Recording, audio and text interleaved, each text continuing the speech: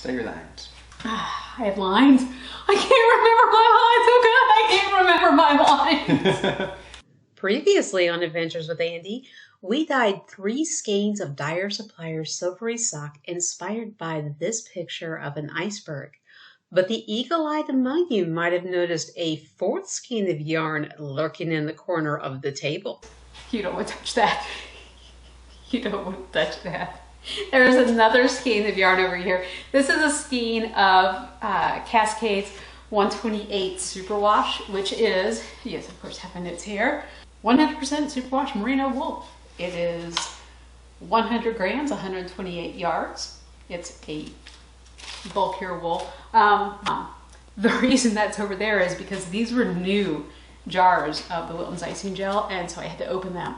And even the royal blue? Yes, yes. So you get to play with all 5. I do. They were all completely unopened, which meant I had to open them. And if you've ever used the Wilton icing gels, you know that they put that seal over the top of it. They don't put a tab that you can use to peel it back and keep your fingers clean. No, so I had to poke a hole in it and peel the top off, and everything got messy. So rather than waste that dye, I just went ahead and grabbed a skein of the nearest yarn I had, which was this Cascade 128, started wiping my hands off on it, wiping the lid seals on it, or the little aluminum jar seals on it, the awl that I used to poke the hole in, all that. And then when I was mixing up the yarn, mixing up the dye, I also wiped off my measuring spoon with it. And I've got a rinsed off measuring spoon in this. So it's kind of an additional yarn mop, and we will be adding a little bit more color on just from the leftovers of these jars when we're done with it. We've got royal blue, teal, delphinium blue, cornflower blue, and sky blue. Now the royal blue and the teal I've used before. In fact, you know that teal is one of my favorite colors. So is the royal blue, let's be honest. But the delphinium, cornflower, and sky blue are all new to me. I've never used these before. So first off, we're going to take our yarn mop and put it in an empty jar. This happens to just be an empty jar from some pasta sauce. And I'm being really careful trying not to get too much dye on my fingers. We can imagine about how well that's working out for me. And you can see a lot of the different colors. And one thing that really surprised me is that one of the colors that's of the blue actually was purple on the yarn mop. And I suspect that's the delphinium.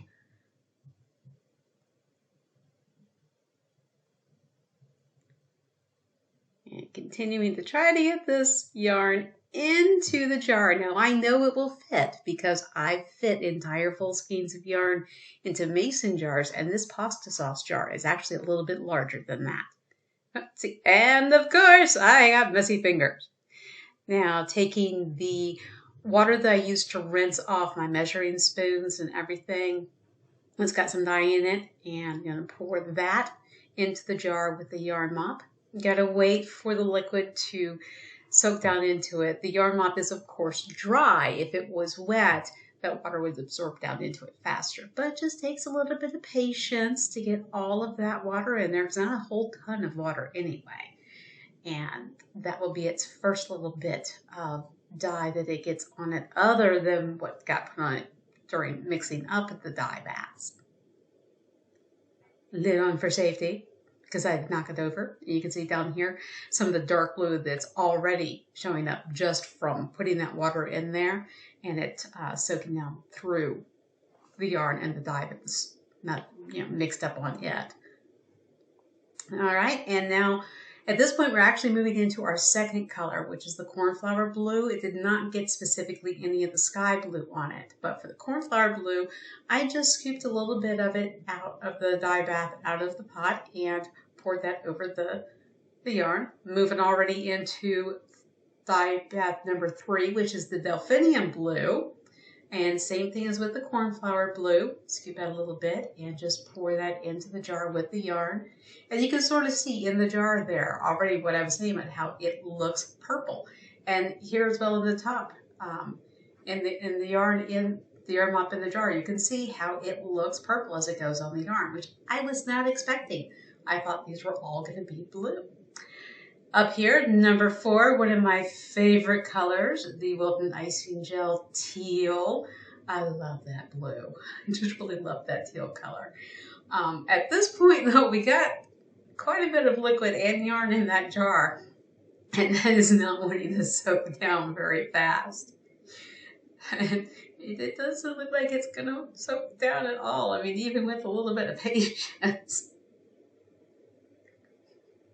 So we didn't get all of it on there what we had expected. And now we're up to our 5th color, the royal blue.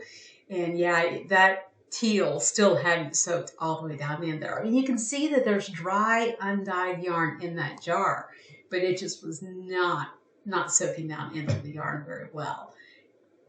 So I decided not to push it, tempting though it was.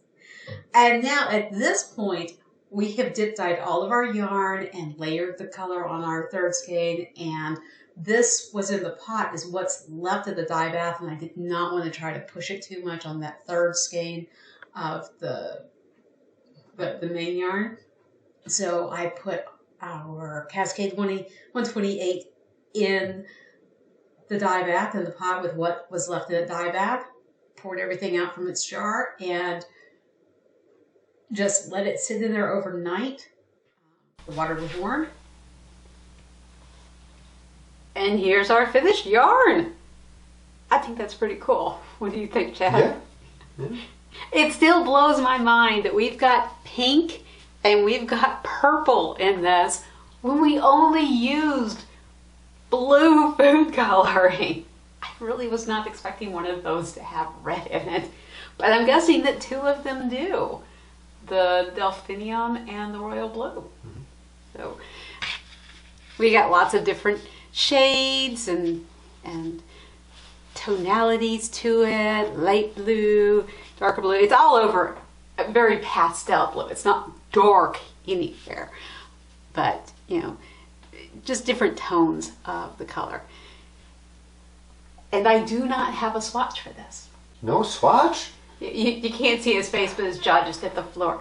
No, I didn't knit a swatch for it because I'm not 100% convinced that it's done. I keep looking at it and thinking it needs something more. It doesn't look like a finished skein of yarn to me. I don't know. What do you think, Chad? I mean, I can see what you're saying, but I also think, I mean, it's got a nice colorway to it, so you could call it done.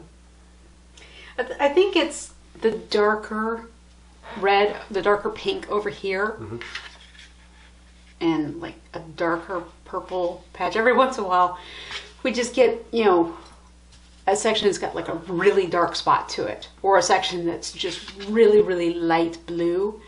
And I think it just needs something a little bit more done to it to even it out. And I haven't decided yet what that's going to be. So I am just going to let it sit and I will mull it over. It might come back in for a little bit more work as a yarn mop, or I might do some intentional dyeing on it itself, just stand alone. I haven't decided yet. And I know I always tell everybody, when you get a skein of yarn that you've dyed and you don't like it, before you decide anything on it, work up a swatch. Because how it looks in the skein is not the same as how it's going to look when it's worked up.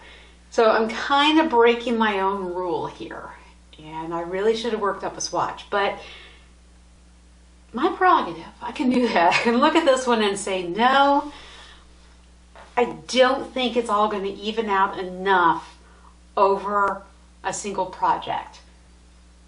I think we're going to end up with some color pooling in places, and it's going to be sparse enough that it's not going to look intentional. We can compare it to the 3 skeins that we dyed, using it just as the yarn mop, and you can see it's really just got the same light color as the lightest patches here for the most part. That's because, you know, we just wiped those foil seals off on it, which gave it some of those colors, but for the most part, it just picked up that last bit of dye in the final dye bath. So there was not a whole lot of color left to go onto a big, bulky skein like this. But it also goes to show that even though that last final dye bath would have had a little bit of everything, and the last color in it was the darkest one, you get lots of different things depending on how you use it. I guess we'll see this one again. Maybe. Maybe.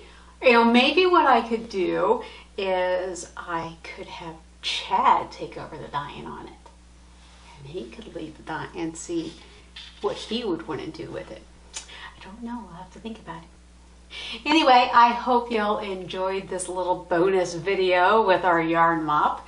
If you did, give the video a thumbs up. If you haven't already subscribed to the channel, go ahead and do that and turn on your notifications so you never miss any of our adventures. And leave me a comment down below and let us know what you think of the video and what you think we should do with this yarn mop skein. Should we leave it as it is?